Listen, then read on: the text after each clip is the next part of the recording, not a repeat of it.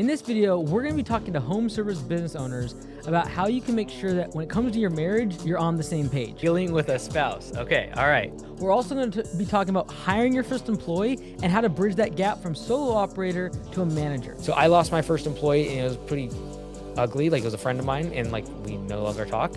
We're also going to talk about leaving your 9-to-5 to actually grow and scale a $1 million home service business. You will grow a business to that size again, working 50 hours a week. This is an introduction call that I have with all new members at HomeWorks. So if you're interested in joining, go to home.works and we'll see you on the other side.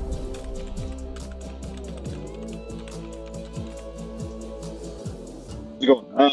So right now I currently work a 9-to-5 job, and this year I've done $75,000 in revenue. So the thought next year is there's two options: either keep doing my 9-to-5 while I hire somebody, or I quit my job and hire somebody also, and the two of us go do it. Kind of in your opinion, what would it slow me down more if I just tried to stay working at my 9-to-5, or should I just pull the Band-Aid off and go? So it will 100% slow you down. It's a function of risk, right? If you don't have that slowdown of working 9-to-5, will you grow the business more and replace your current wage, right? And so, if you don't mind me asking, what's your take home from your 9-to-5? It's about 100. Yeah, so like that's well paying, right? So like my Yeah. thought process of, can I pay someone 50 grand to go do the work that you would do? And they're not going to work as fast and as efficiently as you. I would put them on P for P, but if you pay someone 50 or 60 grand, you still make 100 grand net. That might be a good move as an intermediary between you going full time. This is now as we assume risk, right? So like if you were more risk prone and you have plenty of cash, you might make the jump earlier, knowing you'll grow the business a year faster. Yeah, and that's If kind of what I've done is like I've lowered my personal bills and all that stuff as low as I could get them, and I have a good little safety net. So it's like I'm kind of up in the air, but I Yep. just Yeah, don't. like 100 take home from your W-2. Let's just say after, taxes and stuff, it's 80. You're gonna have to make 160 to 180,000 in the business, right? And so you have to double the business. And so your level of confidence in that and then the risk associated with that jump is what you're trying to balance. And that usually comes with how much cash do you have set aside. Also, by bringing your personal expenses way down, you likely have reduced the threshold of how much you need to grow the business to cover your personal expenses. And so this comes down to, do you need to, like, if for example, if I was in your shoes and I had a wife and a few kids, I'd probably be a little slower, assuming I didn't have 100 grand sitting in the bank, that I need to just like, let's take one more year and just grow sustainably. Flip side, next spring rush, you could very well double or triple the business if you just Yeah, focus all of your time and attention on it. yeah, and that's kind of where I'm at is the focus thing. If I could really focus, I think I could turn some things on and get going. But What does your wife think? she wants me home more, and right now I'm not home because I'm doing nine to Both. five, and then I'm doing both. So If I she kind of had to need. choose between one, which one does she want? Does she want you to do full time the business or just stick with your 9-to-5? She'd want me to go to the business because she could see the passion and all that stuff. Yeah, just do that. Okay. Uh, Yep. my second question, if I can, what are some common pitfalls that you see for people making that switch to being fully self-employed, and then some common pitfalls for hiring their first employee? That's why I asked you about your wife. Is Yeah. That's the number one reason. Because usually, if the spouse is risk adverse, and then the entrepreneur is going off and doing their thing, they make a bunch of risky decisions, i.e., getting rid of a stable job that's well paying, and then there's fractures in the relationship, which then kills the business, or the business struggles and then it fractures the relationship. So her support is why I said like that's the cosign that you need, because she will, Yeah. as assuming that the expectation has been set that, hey, it might be a little bit dicey for 3 to 6 months, and you're not going to see me anymore for 6 months, because during spring rush I need to get the business to the point where I can take money out of it. And it's going to take me the same amount of you not seeing me for 6 months during spring rush. After that, then I can commit to like, we can dial it back, and then the whole objective of this business gets accomplished, which is you see me more and we make same or even more money down the road. And so like that's why I asked that question. Um, Yeah. And what was the next part? Was about hiring? Sorry. Some common pitfalls for your first hire. Honestly, a lot of times first hires are good because they're really good. It's usually your second and third employees I see people falter with because the first employee you're with them all day long. So it's the system of eyeballs on person that makes it relatively easy to manage because you can see everything they're doing and they're not working hard. You just tell them like, and they know you're the boss. Like so, like, you don't need pay for performance because you're with them all the time. And so it's usually when second and third employees come that's actually the most difficult. So pitfalls I see on first employees is under communication of the expectations of where the company is going.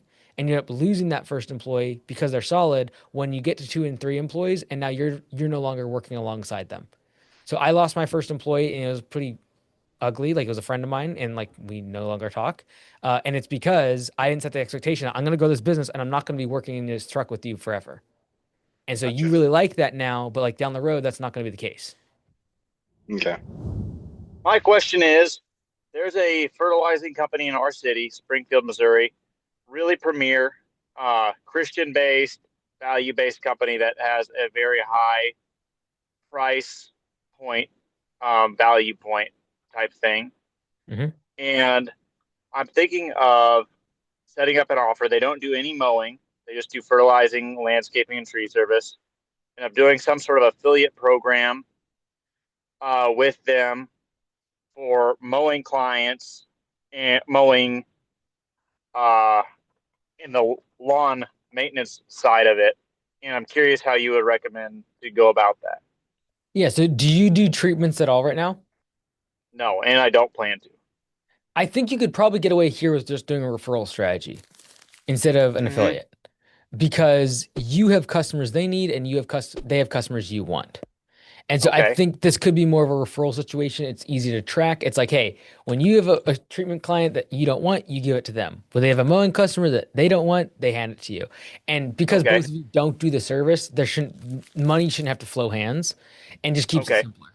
Uh, Mm-hmm. if you go the affiliate strategy, it just becomes a little more difficult because it's tracking, it's retention. There's a lot of things that will play into like what you're even willing to spend. Um, I would say if you want to grease the gears of the referral engine, you would actually start giving your customers an incentive for them to go move over. So, for example, you say, hey, you signed up for mowing, welcome to the club. If you would like to do treatments, we don't offer that, but our affiliate partner does, or our partner does. And if you sign up using this link, you'll get $100 off or your first treatment free. Mm-hmm. Then it's very easy for them to track that as well. And that's the biggest problem I see with referral programs is you're getting customers from them that you don't know about that's a referral, and they're getting customers from you that that they don't know it came from you. So I want all credit when I give someone a referral because I'm building Mm-hmm. goodwill and hopefully they're giving me. So I would try to set up more like what's the offer we're willing to give each other's customers in order to Uh-huh. make this easier to track. Yeah, So like if they click a that's great. button, it goes to your form or like a specific form you make specifically for their customers. You could put both of your logos at the top of the form. It could be in Google form. It could be you can just get as creative as you want with that. But I think that's the best way to grease the gears of the referral engine as well as make it easier to track. If you're trying to get started and you don't really want to spend a bunch of money on software yet, at Copilot, you can have up to 50 customers completely free inside the software and be able to do estimates, invoices, the whole nine yards.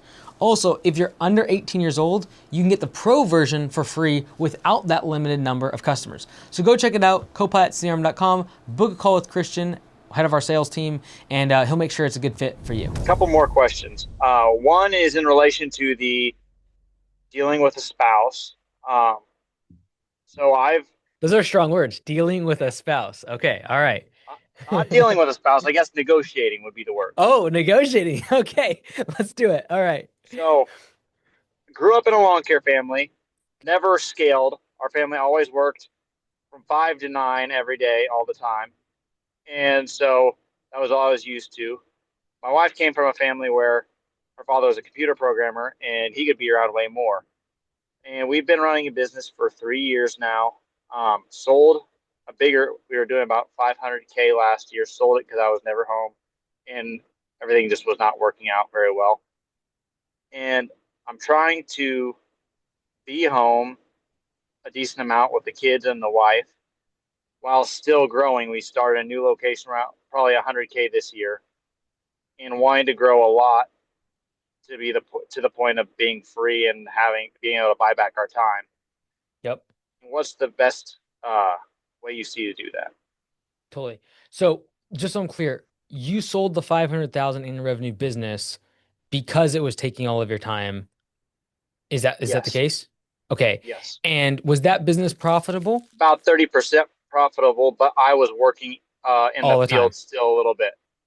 Got Yeah, it. And so it was still sucking 7 days a week of energy that was causing a rift, and you decided like, hey, I just have to get rid of the business. yeah. How are we building the current business this year differently to where that's not going to be the same outcome as we scale? Well, trying to have higher prices. I'm currently the only one here. I'm doing all the work and just charging a lot for it. And then trying to grow a little bit more sustainably instead of just grow to grow. Got it. And do you have a chunk of cash from the sale of the $500,000 business, or is that basically you got out of the debt and you just needed to get yourself some breathing room and save the relationship? We're on a payment plan with the company that bought us out for 8% of the Okay, retained service for the next 2 years, last year two and then two years, more years. last year and 2 more years. Okay. And is that what, like 2 grand, 1,500 to 2 grand a month? Depending on the month, it's like 1,500 to 2,000. What does she want? She wants time with you. Why did she allow you to start this business again? Because I was really restless when I was not doing business, So and what did that, I have too many dreams, uh, and too much experience with business to go work for somebody on a 9 to 5. And I have okay, no college degree, so I can't get. I mean, I don't say I can't. It would be harder for me to get $100,000 a year job or something like that. makes sense. So when you were negotiating, quote unquote, this, like, I'm starting this new business, what did you say that she's like, yes, I support that? Or does she not really support this and she still kind of wishes you just go get a job?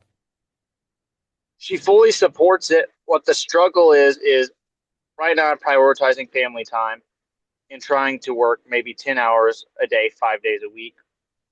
And my struggle is that's working all right, but I'm trying to grow to a point where I can have employees and be running something that's not just a job, it's a business. So running a business at 5 days a week for 10 hours a day, you will grow the business. You have the skill to grow to 500,000. We know that. You learn things from that and skills that will allow you to be able to grow this business more efficiently, probably faster than you do before. And more importantly, have the systems in place that when you're at 500,000, you're not working 7 days a week. You will grow a business to that size again, working 50 hours a week. If you work 70 hours a week, you will probably get there faster. The question is, when you get there, will you still have that relationship? And so in my 2 cents here is you will get there. And this is a function of time. I would recommend, and I think you would agree, like let's not try to squeeze getting to your goals in an extra year or two and then losing the relationship. Because that will actually hurt the business more than you just take an extra year or two and working at 50 hours a week. 50 hours a week is sufficient to grow a business. Are you going to be able to, again, if you did 75 hours, you'd get there 50% faster, assuming that you don't have any sort of drop off in efficiency of your work, which usually does happen. So I would think that this is a function of time and then setting your expectation that this is going to take longer than you would prefer. But losing that would actually derail you and cause way more pain, as well as like time in the long run. 100%. No, that's a great answer. And one follow up question, I don't want to take too much time, but I've been doing this for a while and I feel like my service is valuable, can do a good job and stuff. And instead of following your kind of roadmap that you follow at Augusta, where you get to 500,000 and raise prices, I'm just getting to a capacity for myself and raising prices as I get capacity. Do you see a price point where raising prices as a solo operator, you raise them too much? Where when you get employees, the customers are like, well, you raise the prices all this much, and now you're adding employees. Do you see a problem with that or a cap on what you should raise your budget hourly rate for? No, just know that it's inversely correlated. So if I raise my prices a lot, it's going to be harder for me to grow the business. So you might be making Yes. $250,000 as a solo operator, and there are people doing that because they just stay in profit mode and kept raising prices to they making 150 to 200 bucks an hour. The challenging part is like you might then go run ads because you're like, I'm gonna go grow this business and get employees because I don't want to be in the field all the time. And then you run into this wall of no one's accepting these new prices. And the reason I've been able to get to this price is because I spent 10 years getting one or two new customers a month, just replacing churn. And then if I get ever more than that, I just raise prices again. High prices will cause you to grow slower. And so what you want to be careful of is growing so high in terms of price and eking every dollar out of profit and then switching to growth mode. So when you switch from 100%. profit mode to growth mode, you have to realize that if you don't lower your price, your close rate will be lower. Here's the thing. The vast majority of people are so afraid of that so they don't raise prices because like one day I'll go into growth mode and what happens, like they're afraid of what I just talked about. Like I raise my prices too high, people will keep saying no. Here's the thing: if your prices are 50% higher, let's go $80 an hour versus 120. Will more people say no to your estimates? Yes. If you charge 50% more, would you be able to spend more money on ads? Would you be able to drive 2 to 3 times more leads because you have the ad budget to be able to do it? Now, all of a sudden, if you spent 20% of revenue, which is crazy, 20% of revenue on ads, but you increase your prices so much over the course of a few years being in profit mode as a solo operator, it actually makes sense.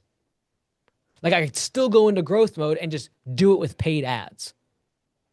So what I would say, Adam, is you can be in profit mode as a solo operator, go very, very premium and very expensive.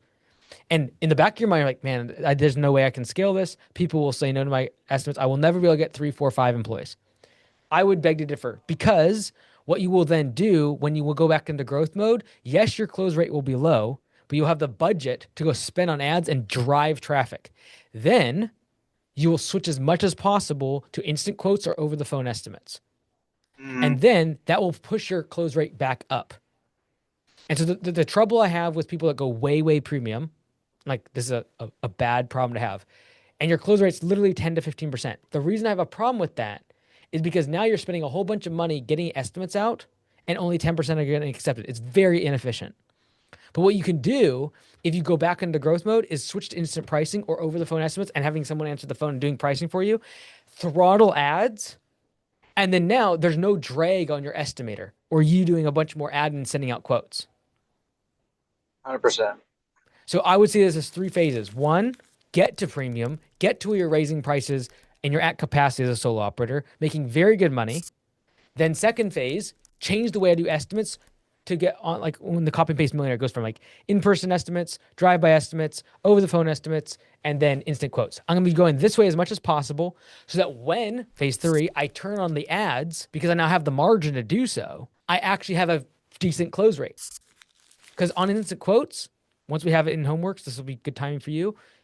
A card on file and accept the job is 100% close rate of people going into that funnel. Mm-hmm. Right. And so that's how you can get around it. So I would not be afraid of that. This is why a lot of people will not go too premium. They're afraid that one day they'll go back into growth mode. And I just tell them, if you spent 20% or 30% of that extra increase in price on ads, you'd be able to backfill your schedule with just as many leads. Perfect. You're awesome. Thank you. You're the man. Jeff, Blue Sky Ferndale. He's like literally a couple miles away from me. Let's go.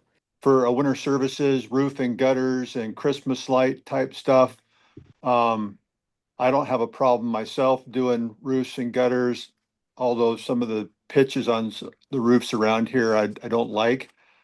But how do you deal with that in terms of your clientele, and plus with your employees? Some guys don't like ladders, and it kind of, I mean, I love to put it on there because it's a good deal, it's a good income source, but it's difficult. Yeah. So like, I know your market pretty good. You don't need Christmas lights. You can stay busy very well throughout November in our market with winter Right. services. Now, if you're going to start doing gutters, we just make it really simple. It's like we won't get anything above your first story. So Okay. that way, like, the biggest ladder they're getting on is a 10-foot extension ladder leaned up against a gutter. And again, Right. we're just inspecting the gutters for winter services. So they don't Mm, have to like move it along. They just go into the downspout and making sure that it's still flowing. And got it. so that would be like the lowest lift change. Okay. That's it for now. Awesome. We got a few more. We got Jared up next. Hey Mike, how you doing? Good, brother. How you doing? Love your Good. shirt. Thanks, man. So mine actually is about winter services as well. So we kind of convert I'm in Cincinnati. Our last week of mowing is usually the week of Halloween. Yep. And then the first week of November, this was the first year we really did winter services. We do usually do leaf removal, all that stuff. But our problem has been customers not being, I guess, totally satisfied if we're not getting all the leaves on the property in the amount of time that we're there for mowing. Hmm. And then now we're dealing with snow. So they're not liking that. Yep. So it's kind of a two-part question if we should, move the service up if it does snow. Like actually, our winter service schedule falls on this coming Monday, but we Hmm. just got snow yesterday. So do I move that visit up and then restart, or how does that kind of? I haven't read the book yet. That's my January to-do Oh, list. okay. I was gonna say, I was like, this will get answered in the book. Okay, Yeah, so when you read the book, it'll answer a lot of these questions. yeah, So first off, it's how you communicate to the customer about what winter services really is. The more you communicate with them, and like for example, my location has hundreds. We go one by one and call them. We go one by one if they don't pick up, and we make loom videos and show the pricing difference. This leads to way less confusion. Also, yeah, higher adoption rate simply because the value's there. Like once they see it and understand it, they're good with it. If right, you just like we used to do this, it's like we just rolled right into winter services, all sorts of complaints, misunderstanding what included, etc. So I would definitely go through the book and like move up higher levels of communication on the upfront. And then in terms of like leaf cleanups, for example, you don't get all the leaf done. That's a perfect opportunity to upsell them into a cleanup. And how we just make sure on the upfront before we even when we're selling them winter services, we just make it very clear. Here's how it's going to work. We're going to chip away at things. And if we hit a point where you're like, I need a cleanup, let us know, i.e., they're mad.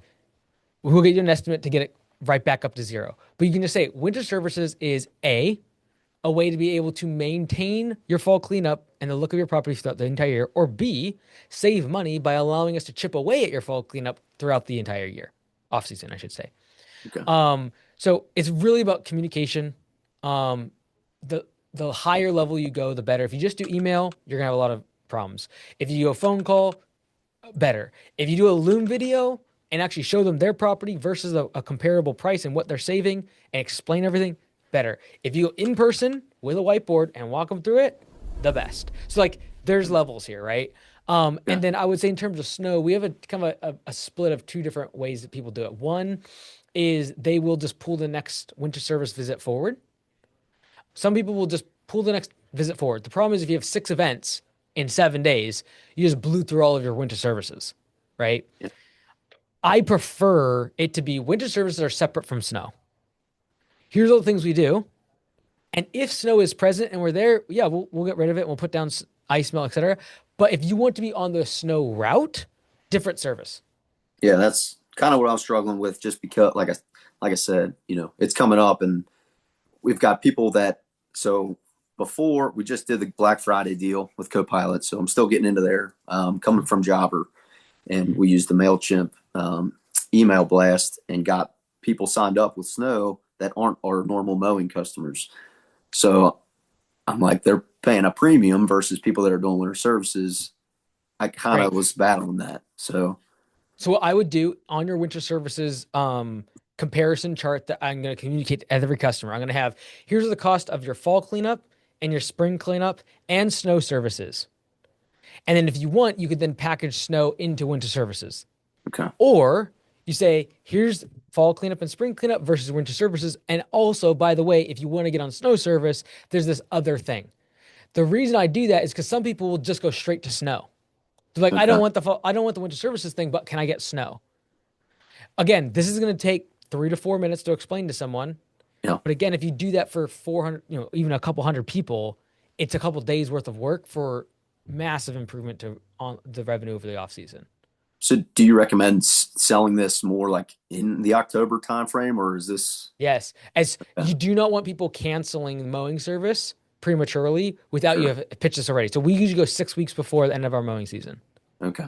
So like I would actually, if I was you, like end of September, because what Yeah. happens is you're getting some people that hit their October 1st bill, second week bill, and they're canceling. I don't want to be on the 31st being like, oh, by the way, there's winter services. I want like 6 weeks before, so they don't even think about canceling because I've already explained to them we just roll in this other thing. Okay.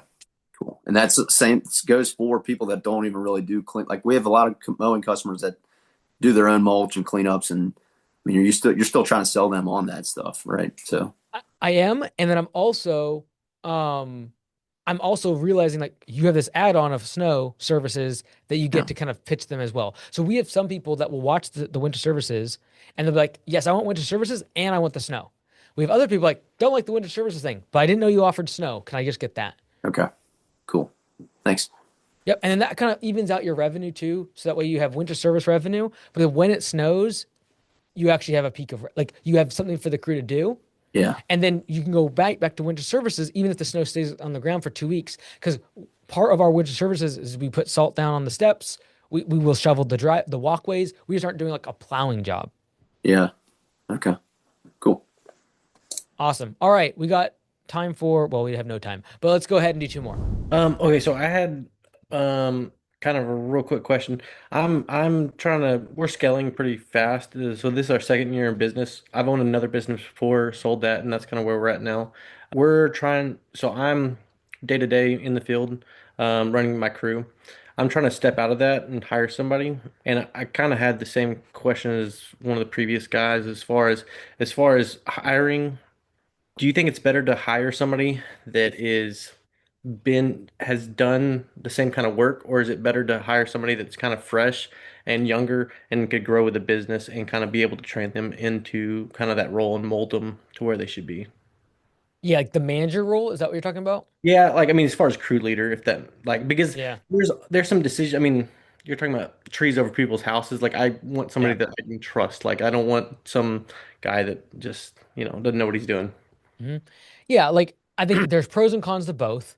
If you can get someone that you can go from internal, usually they have a higher retention. Usually their success rate is higher, especially if you're moving them up inside the company, right? So Hmm. like I'm always trying to hire my general manager from my technicians. And I'm always trying to hire like even, outside of just my locations. Like I'm trying to hire my managers from people that started at the bottom. It's good for culture. It's good for people to see that there is a next stage of their career. There's somewhere to move into. The downsides are you are going to pay an ignorance tax because they don't have the experience at that managerial level or at Yep. that level that you're expecting. And so it's like, which one do you want? If you had no time and you had lots of money, I'd probably just go hire someone, overpay them a little bit, and get them in so that you can take it off your plate, Yeah. right? If you're like, hey, I'm willing to spend a little time, make sure they're a good fit, they're in the field, then I move them up into team leader. I incline to go that direction more and invest a little more time into it. I got you. And then the only other thing I had a question about is as far as running ads, or what is your best bang for your buck, basically for as far as ads? Every single market's slightly different, whether it be Facebook or Google or yard signs, door hangers. The vast majority of people just need to do a test, figure out the top two, and then just keep refining it and making it better and better and better. So like our first door hanger when we made it like 6 or 7 years ago, it performed at 20% of what it does now. So it's Hmm. 5x. It's 5 times better now. So if I would have just wrote it off 5, 6 years ago, I'm like, it's not that great. Yeah, I agree. $150 is not a great customer acquisition cost, but now it's 30.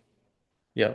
So again, it's just refining and doing more and better of what you're already doing is usually where people fail and they skip around from marketing thing to thing instead of being like, we tested it, we got a good starting point. These are our top two or three. Let's just make these better and better and better every year. Yep. Okay. Sounds good. Cool. Make sure if you ever have questions, the mastermind happens every week. So like I just finished recording one this morning. It'll go up tomorrow. But you can always submit questions there, and I'll make sure I get back to those. And we'll see you inside the Copilot universe.